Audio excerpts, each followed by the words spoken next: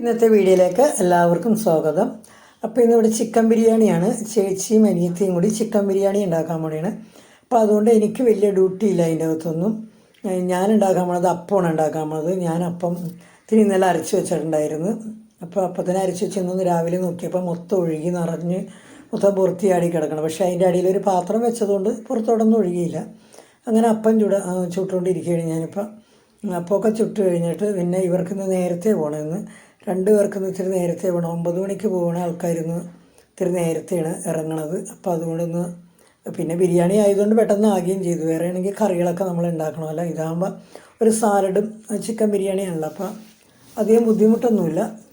കേൾക്കുമ്പോൾ ഭയങ്കര ബുദ്ധിമുട്ട് തോന്നും, പക്ഷേ സിമ്പിളാണ്, പെട്ടെന്ന് ഉണ്ടാക്കി കഴിഞ്ഞ്. ഇപ്പോൾ അപ്പമൊക്കെ ആണെങ്കിൽ ചിലതൊക്കെ കരിഞ്ഞ് പോയി. വെച്ചിട്ട് വേറെ ഇപ്പുറത്തോട്ട് ഞാൻ പോയിച്ച് വന്നപ്പോൾ രണ്ടപ്പം കരിഞ്ഞു പോയി. അങ്ങനെ ഓരോരുത്തർക്ക് എടുത്തുകൊണ്ടിരിക്കുകയാണ്, ബിരിയാണി എടുത്തുകൊണ്ടിരിക്കുകയാണ്. ഓരോരുത്തർ കോരി എടുത്തുകൊണ്ടിരിക്കുകയാണ്. അഞ്ചു വന്ന് അഞ്ചുവിനുള്ളതും എടുക്കുകയാണ്. അഞ്ചുമൊക്കെ അപ്പമൊക്കെ എന്ന് പറഞ്ഞാൽ അവിടെ കൊണ്ടുപോയാണ് കഴിക്കണത്. ഇവിടെ നിന്ന് കഴിക്കാറില്ല അഞ്ചൊന്നും.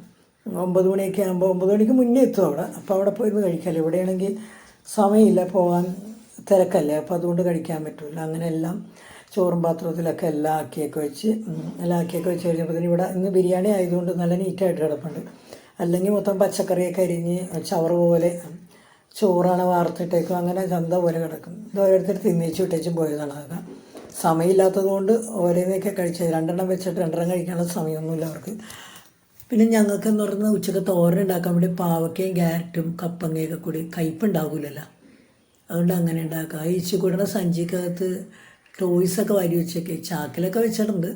ഇച്ചുകൂടിൻ്റെ അമ്മ പോകണുണ്ട്. ഇച്ചുകൂടിൻ്റെ അമ്മ പറന്ന് പോകണേണ്, സമയം പോയി, അതിന് ഓടണം അമ്മ. ഇച്ചുകൂടെ റെഡി ആയിട്ടിരിക്കുകയാണ് സ്കൂളിൽ പോകാൻ. അത് ഇന്ന് ഉച്ചക്ക്